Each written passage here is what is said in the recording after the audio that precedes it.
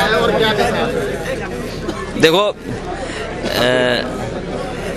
इटावा सैफई और आप सब इटावा के रहने वाले लोग हो ज़्यादातर, और कुछ पोस्टिंग पे आए हैं, लेकिन हम जानते हैं इटावा रहने वाला इटावा छोड़ नहीं सकता। एक बार इटावा रह ले तो अब घर इनका कहीं हो, लेकिन इटावा नहीं छोड़ पाएंगे। तो इसलिए इटावा से, घर से, सैफई से या आसपास के क्षेत्र से नेताजी का और समाजवादियों का हमेशा लगाव रहा है। और सच ये है कि विकास की योजनाओं में प्राथमिकता भी मिली है। उसके आरोप भी हम लोगों पर कई बार लगे हैं, उनका सामना करना पड़ा है। अब मान लीजिए हम लोग हवाई पट्टी ठीक कर दें तो आप कहते हो कि पता नहीं क्या बनने जा रहा है, लेकिन आप जानते होंगे कि इस अस्पताल ने जाने कितने लोगों की सेवा की है, और अस्पताल में इलाज भी हो रहा है, सस्ती दवाई भी मिल रही है। हालांकि पुरानी सरकार को जितनी मदद करनी चाहिए थी नहीं की है। अस्पताल चलता रहा है और अस्पताल ने आसपास के क्षेत्र जितने भी जिले हैं, मैं समझता हूँ मध्य प्रदेश के लोग भी यहाँ मदद मिल रही है उन्हें मदद। और जब पहले रेफर करते थे सैफई से बाहर वाले अस्पताल में, अब बाहर के अस्पताल रेफर कर रहे हैं सैफई में। तो ये तो एक लाभ मिला उस सरकारों में जो काम हुआ, से गरीब की मदद हो रही थी। इतना सस्ता इलाज कहीं नहीं मिल पा रहा है, तो इसकी सुविधा में भी जो विस्तार कर सकेंगे करेंगे।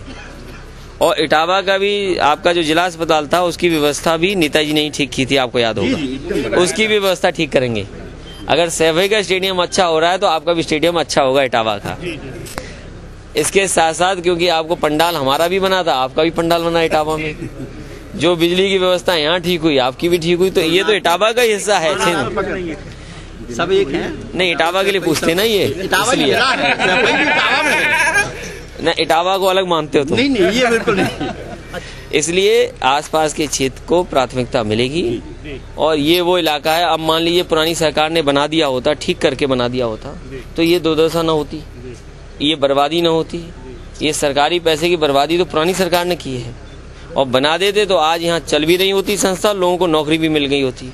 इसलिए प्राथमिकता पर पैरामेडिकल कॉलेज इसी वर्ष समाजवादी सरकार में शुरू होगा, जिससे कि आसपास के जो लोग पढ़ना चाहते हैं और जहां कमी है टेक्नीशियनों की और नर्सिंग और ये सब चीजों की व्यवस्था इस साल ही शुरू कर देंगे। हाँ, इस साल से प्रयास है, कोशिश है कि जुलाई में हमारे अधिकारी होंगे, जुलाई में कह रहे हैं कि जुलाई में शुरू कर देंगे। डायरेक्टर साहब हैं कह रहे हैं जुलाई में शुरू कर देंगे, तो जुलाई में शुरू हो जाएगी। एक इंडस्ट्री है कोऑपरेटिव मिल, वो भी बंद है इटावा जिले में। कोई यूनिट मुलायम सिंह जी ने एक शुरू कराया था, शुगर मिल का शिलान्यास हुआ था। अब ये बताओ, दूध का इतना बड़ा लगने जा रही थी डेयरी, बंद करा दिया, तो अब बंद करा, अब चालू होगी फिर। अच्छा सीएम साहब, कुछ योजनाएं कुछ ऐसा प्रदीप अवस्थी, एक चूंकि आप इटावा के हैं इस वजह